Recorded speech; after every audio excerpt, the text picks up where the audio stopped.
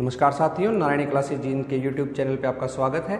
आज हम आपके लिए लेके आए हैं करंट अफेयर की सीरीज। डेली के क्वेश्चंस जो इंपॉर्टेंट होंगे करंट के, वो इस सीरीज में आपको करवाए जाएंगे।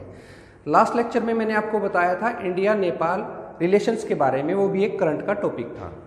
तो यहाँ इस सीरीज में हम करवाएंगे डेली के जितने भी इंपॉर्टेंट क्वेश्चन होंगे आपको मिल जाएंगे, वो सारे क्वेश्चन आपको कवर अप करवा दिए जाएंगे। तो लास्ट लेक्चर को एक बार रिवाइज कर लेते हैं। नेपाल की स्टैटिक जीके तो एक बार रिवाइज कर ही लेते हैं। कल भी नेपाल और इंडिया के बॉर्डर पे गोलीबारी हुई थी, तो ये इंपॉर्टेंट हो जाता है, पूरे साल ये मुद्दा चलेगा इंडिया और नेपाल। तो स्टैटिक जीके का कुछ पार्ट कर लेते हैं इंडिया और नेपाल की। नेपाल की जो राजधानी है वो काठमांडू है। नेपाल और इंडिया के बीच में जो संधि हुई थी, सगोली की संधि, वो सगोली है कहाँ पे? सगोली बिहार में है और चंपारण डिस्ट्रिक्ट का एक हिस्सा है। और क्या कहते हैं, नेपाल के जो राष्ट्रपति हैं, प्रेसिडेंट, वो कौन है? विद्या देवी भंडारी, मैंने बताया था। और वो नेपाल के प्रधानमंत्री कौन है? केपी शर्मा ओली, खड़गा प्रसाद शर्मा ओली जी हैं। और वहाँ की जो करेंसी मैंने बताई थी वो थी नेपाली। चलिए ज़्यादा समय ना वेस्ट करते हुए आज के लेक्चर को शुरू करते हैं। हमारा फर्स्ट क्वेश्चन है, which state has approved the ordinance? ऐसा कौन सा राज्य है जिसने अध्यादेश जारी किया कि काउ स्लॉटरिंग के लिए, काउ स्लॉटरिंग होता है गो हत्या, जो गो हत्या है जो वो हमारे जो है इलीगल है, तो उसकी जो सजा बढ़ाने के लिए एक अध्यादेश जारी किया था। तो कौन सा स्टेट है? स्टेट है अपना उत्तर प्रदेश। तो इम्पोर्टेंट क्या हो जाता है कि ये अध्यादेश होता क्या है या ऑर्डिनेंस होता क्या है? तो ऑर्डिनेंस जब कोई भी उच्च सदन या निम्न सदन या फिर स्टेट में या फिर सेंट्रल गवर्नमेंट में, जैसे राज्यसभा और लोकसभा होता है, वैसे ही स्टेट में विधानसभा और विधान परिषद होता है। तो जब वो दोनों सदन में नहीं बैठे होते तो इमरजेंसी में अगर हमें कोई कानून पास करना पड़े, देखो लोकसभा, राज्यसभा या विधान परिषद स्टेट में अगर नहीं बैठी है तो कौन उस अध्यादेश को पारित करेगा? मतलब एकदम से कैसे डिसीजन ले? तो अध्यादेश जारी कर दिया जाता है। और वो अध्यादेश कौन जारी करता है? सेंटर में प्रेसिडेंट मतलब राष्ट्रपति, और स्टेट में कौन करता है? स्टेट में गवर्नर करता है और मतलब राज्यपाल करता है। तो जो अनुच्छेद है, तो इंपॉर्टेंट हो जाता है कौन सा अनुच्छेद है, ये क्वेश्चन बार बार रिपीट होता है, सदाबहार क्वेश्चन है एसएससी यूपीएससी दोनों का। तो आर्टिकल जो है हमारा, आर्टिकल अगर सेंटर में अध्यादेश जारी करना है तो प्रेसिडेंट करेगा ऑर्डिनेंस प्रोमलगेट। तो कौन सा है वो आर्टिकल? आर्टिकल है 1, 2, 3। कैसे याद रखेंगे कि प्रेसिडेंट को क्या करना था? ऑर्डिनेंस पास करना था। तो उन्होंने क्या किया? 1, 2, 3, मैं 3 तक गिनता हूं। तो 1, 2, 3, 123 नंबर अनुच्छेद में क्या है? प्रेसिडेंट की पावर है ऑर्डिनेंस। जब लोकसभा राज्यसभा नहीं बैठी है तो प्रेसिडेंट ऑर्डिनेंस अपना प्रोमलगेट कर देता है। ठीक है। दूसरा आ गया गवर्नर। स्टेट में कौन करता है? गवर्नर। कोई दिक्कत नहीं है, इन दोनों को शफल कर दो, 2, 1, 3। तो दोनों अनुच्छेद बिल्कुल इंपॉर्टेंट है, याद कर लेना। गवर्नर 213 अनुच्छेद 213 आर्टिकल के हिसाब से करता है और प्रेसिडेंट क्या करता है? 1, 2, 3 करके पास कर देता है ऑर्डिनेंस। ठीक है। चलो नेक्स्ट क्वेश्चन है अपना, नेक्स्ट क्वेश्चन आ गया अपना। अभी ये जो न्यूज में, ये वही न्यूज है पिछले क्वेश्चन की। उत्तर प्रदेश ने जी ये ऑर्डिनेंस पास किया है। ठीक है। और क्या किया है? सजा बढ़ा दी है। अगर फर्स्ट ऑफेंडर होगा तो 7 साल की सजा होगी, फाइन 1 से 3 लाख होगा। और अगर सेकंड टाइम अगर बार बार ऑफेंड करेगा, दोबारा फिर काउ स्लॉटरिंग करेगा, तो उसको क्या होगा?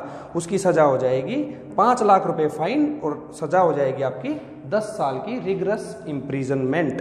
ओके। नेक्स्ट क्वेश्चन देखते हैं। विच इंडियन स्टेट, एक सेकेंड, विच इंडियन स्टेट और UT has launch the employment bridge portal? आपको पता है कोरोना महामारी की वजह से बहुत सारे माइग्रेंट लेबर हैं, मतलब जो प्रवासी मजदूर हैं, वो अपने अपने घर की तरफ लौटे थे, बड़ी ही मुश्किल हुई थी। आपको भी अगर कोई ऐसा आदमी मिले तो उसकी हेल्प जरूर करना। कुछ आपको एग्जाम्पल पता ही होंगे, सोनू सूद जैसे लोग हैं जिन्होंने वहाँ पे उन्होंने अपने प्रवासी मजदूर भाइयों को वापस भेजने का काम किया। तो एक स्टेट है जिसने रोजगार सेतु पोर्टल लॉन्च किया। जो माइग्रेंट लेबरर है वो अपने अपने स्टेट चले गए, तो उनका मतलब काम उनका भी रुक गया और जो एम्प्लॉयर है उनका भी काम रुक गया। तो एक पोर्टल लॉन्च किया है कि इस पे रजिस्ट्रेशन करके जब दोबारा आप हमारे स्टेट में काम करने आओगे तो इसके थ्रू आपके लिए मतलब बहुत ही ईजी हो जाएगा टाई अप करना।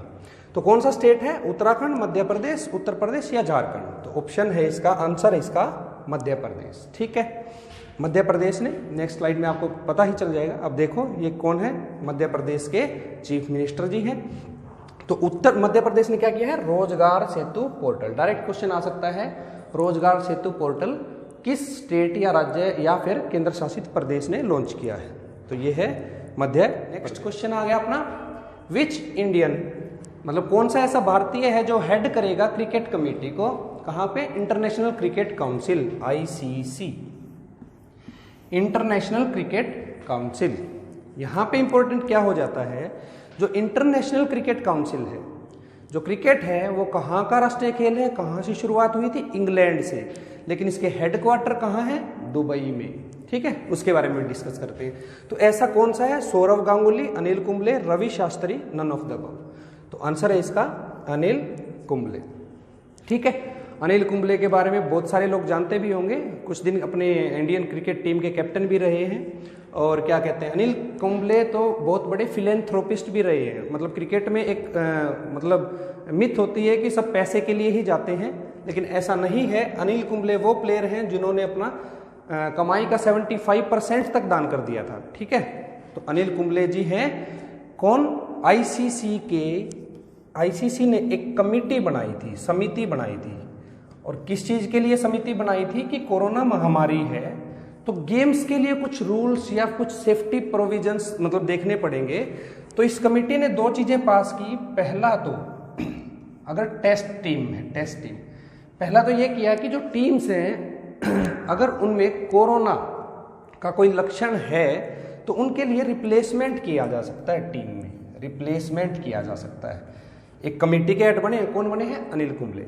दूसरा इन्होंने क्या पास किया है, जो सलाइवा होता है, लार सलाइवा, आपने देखा होगा क्रिकेट में कई बार बॉल को शाइन करने के लिए कि ताकि वो स्पिन हो तो सलाइवा का यूज किया जाता है, थूक लगाते हैं वो, तो ये चीज बैन कर दी है इस कमेटी ने। ठीक है, इसके हेड कौन है, अनिल कुंबले।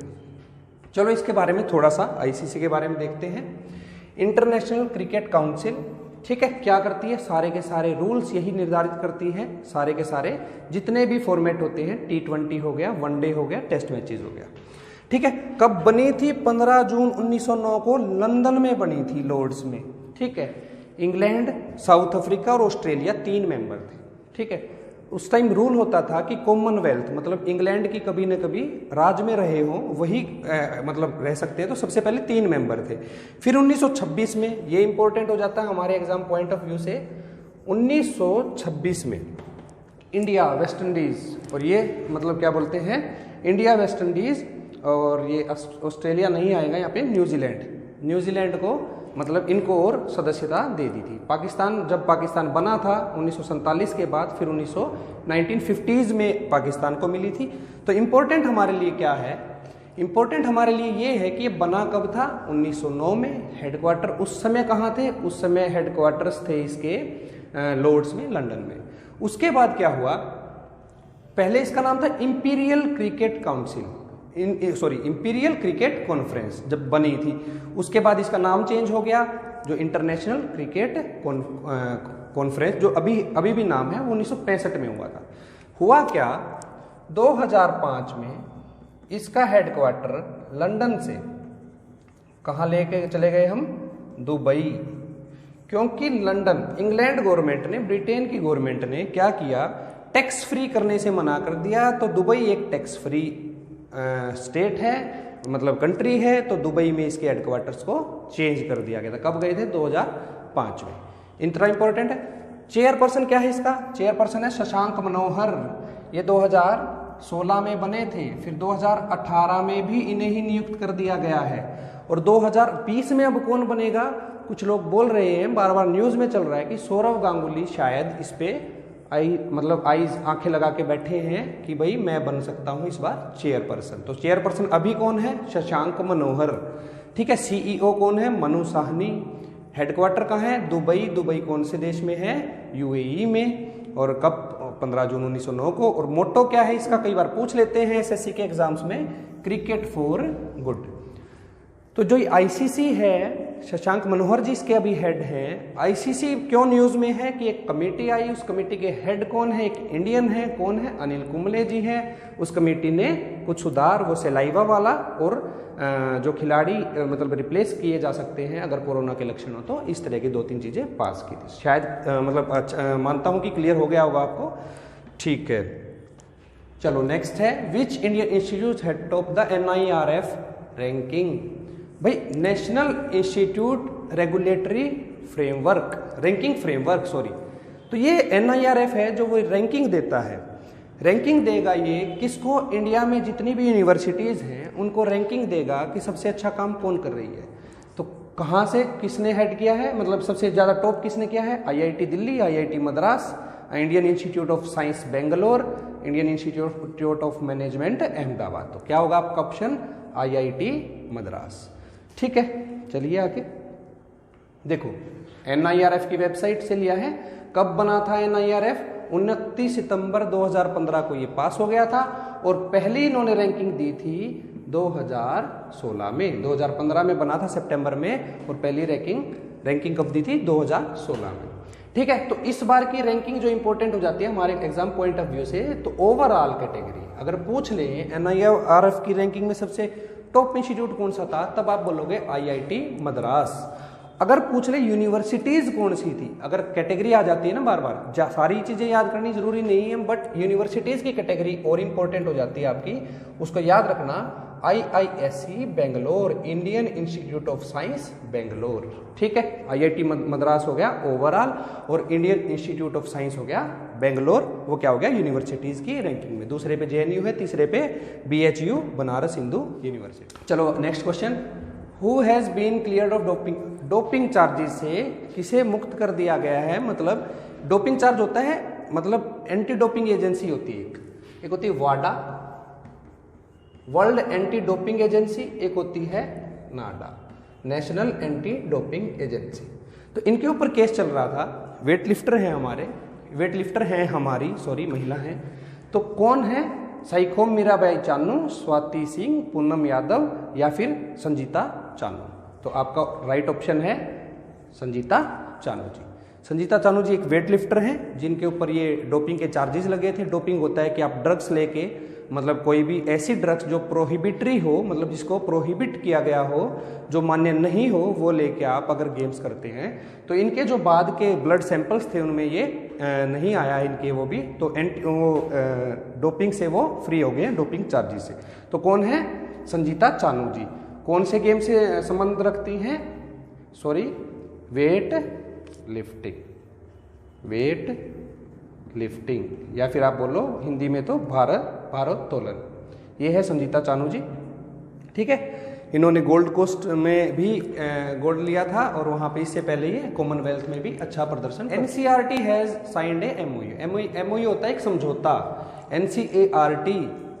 ठीक है, NCERT ने किसके साथ समझौता किया है कि बच्चों को क्या करें, लर्निंग कंटेंट दें ऑनलाइन।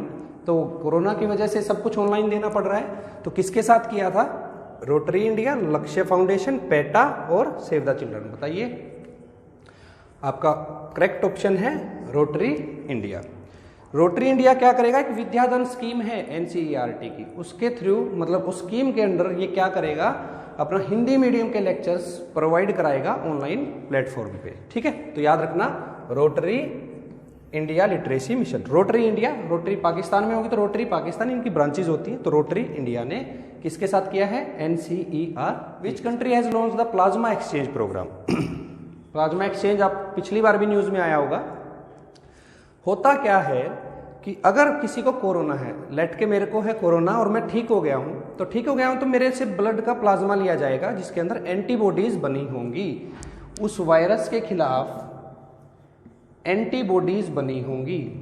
तो अगर एक न्यू पेशेंट है उसके अंदर ये एंटीबॉडीज डायरेक्टली इंसर्ट कर दी जाए तो उसके बचने के चांसेस बहुत ज़्यादा हो जाते हैं। उसकी इम्यूनिटी को बूस्ट करने के लिए, कुछ लोग होते हैं जिसके अंदर हर्ड इम्यूनिटीज नहीं होती, तो उस इम्यूनिटी को बूस्ट करने के लिए डायरेक्टली प्लाज्मा डाला जाता। न्यूज़ में क्यों था, जब तबलीगी जमात बार बार न्यूज़ में आ रही थी कि इन्होंने ही कोरोना फैलाया है, तब तबलीगी जमात के 300 सदस्य इतनी गालियां खाने के बाद भी उन्होंने क्या किया था, उन्होंने अपना प्लाज्मा डोनेट किया था 300 सदस्यों ने। तो इसी तरह एक देश है, कौन सा ऐसा देश है जिन्होंने प्लाज्मा एक्सचेंज प्रोग्राम शुरू किया है, वो कौन सा है बताइए। इंडिया, बांग्लादेश, पाकिस्तान, अफगानिस्तान। तो ऑप्शन है सबसे पहले किसने किया है, बांग्लादेश ने। ठीक है, चलिए बांग्लादेश के बारे में थोड़ा देख लेते हैं। इनका हेड ऑफ स्टेट कौन है? हेड होता है, जैसे हमारा भी प्रेसिडेंट है, हेड होता है हेड ऑफ द स्टेट, जो नॉमिनल हो, मतलब नॉमिनल है तो कौन है? प्रेसिडेंट। नाम क्या है? अब्दुल हमीद। सबको पता है प्राइम मिनिस्टर कौन है वहाँ का? शेख हसीना वाजेद। कैपिटल क्या है? ढाका। ढाका में आपको ये भी पता होगा BIMSTEC, BIMSTEC. Bay of Bengal initiative जो है, बे ऑफ बंगाल इनिशिएटिव है जो, उसका जो हेडक्वार्टर है वो कहाँ पे है? ढाका में है। ठीक है, तो कितने सदस्य हैं आप कमेंट में लिख के बताइए। बिम्सटेक में कितने सदस्य हैं? ऑफिशियल लैंग्वेज बंगाली है, रिलीजन इस्लाम है, और यहाँ की मॉनेटरी यूनिट मतलब क्या है? करेंसी क्या है? करेंसी क्या है यहाँ की? मुद्रा क्या है? मुद्रा है टका, बांग्लादेशी टका। ओके, क्लियर है? ओके, कब ये आज़ाद हुआ था? 26 मार्च 1971। इंडिया पाकिस्तान का वॉर हुआ था, तब क्या हुआ था? बांग्लादेश को हमने आज़ाद करवा दिया था। यहाँ पे पाकिस्तान है, इसको बोला जाता था जब हम आज़ाद हुए, और टू स्टेट थ्योरी, जब टू नेशन थ्योरी आई थी, और पाकिस्तान जब 1947 में एक अलग देश बन गया था, उसी टाइम इसको बोलते थे पश्चिमी पाकिस्तान और बांग्लादेश को बोलते थे पूर्वी पाकिस्तान।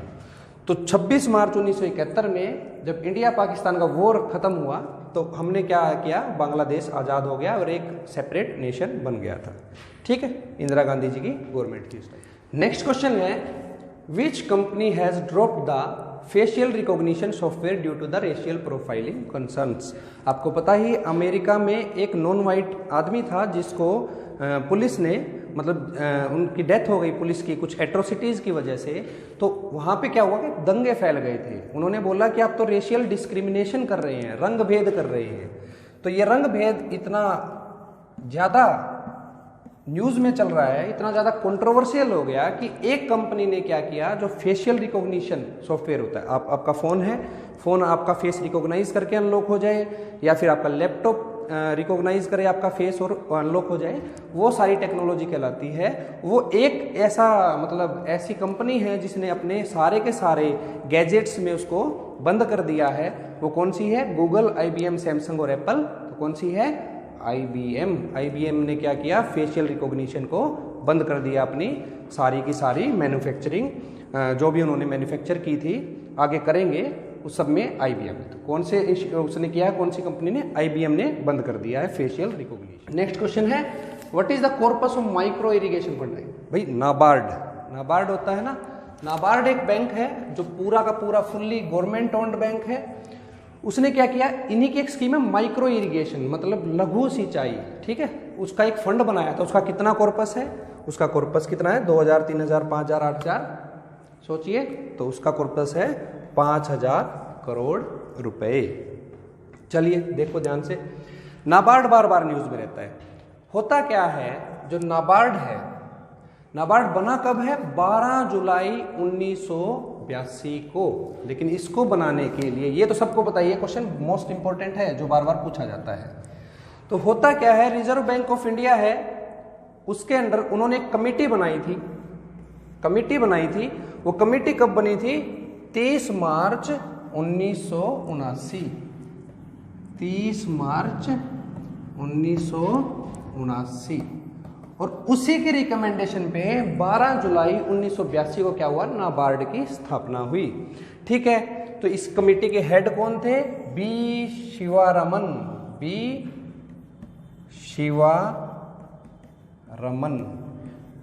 तो इंपॉर्टेंट क्या है, 1979 में कमेटी बनी, कमेटी के हेड थे बी शिवारमन। और क्या हुआ 1982 में, 12 जुलाई 1982 में क्या हुआ कि नाबार्ड की स्थापना हो गई। ठीक है, तो इसका कॉर्पस कितना है? लघु सिंचाई मतलब माइक्रो इरिगेशन में 5000 crore. Which sector of people has recently included in the Ayushman Bharat scheme? Ayushman Bharat scheme जो है उसका पूरा नाम है प्रधानमंत्री जन आरोग्य योजना। उसी में आयुष्मान भारत स्कीम है जिसमें कि सारा का सारा खर्चा उठाया जाता है। तो उसमें एक सेक्टर ऐड किया है, ऐसी श्रेणी ऐड की है। तो कौन सी है? स्ट्रीट वेंडर, मतलब गली में घूम के जो वो क्या बोलते हैं, फेरी लगाते हैं। माइग्रेंट वर्कर मतलब कि प्रवासी मजदूर, या फिर डेली वेज अर्नर जो मतलब दिन दिहाड़ी मजदूर, या फिर ऑल ऑफ द अबव। तो कौन सा होगा यहाँ पे? ऑप्शन है माइग्रेंट वर्कर्स का।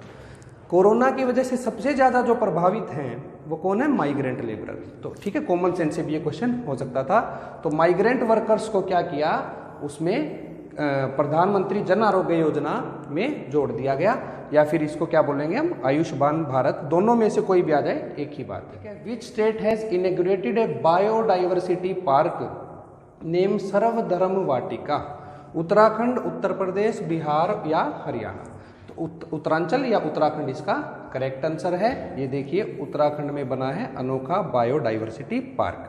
ठीक है, उत्तरांचल के हल्द्वानी में ये अनोखा बायोडाइवर्सिटी पार्क बना है। बायोडाइवर्सिटी होता है जैव विविधता। उन्होंने एक कृत्रिम पार्क बनाया है यहाँ पे, देखिए आप। तो ये क्या है, हल्द्वानी। आप जब भी यहाँ से मतलब दिल्ली से या इधर से आप जाओगे घूमने नैनीताल, तो बीच में आता है आपके नैनीताल से 10-15 किलोमीटर, 20 किलोमीटर दूर सॉरी, तो कौन सा आता है, हल्द्वानी डिस्ट्रिक्ट आता है। तो शायद आशा करता हूँ क्लियर होगा। ये आपके प्रैक्टिस क्वेश्चंस दोनों क्वेश्चन मैंने करवाए हैं। नीचे आप कमेंट बॉक्स में इनका आंसर कर सकते हैं और आप अपनी प्रोग्रेस को चेक कर सकते हैं।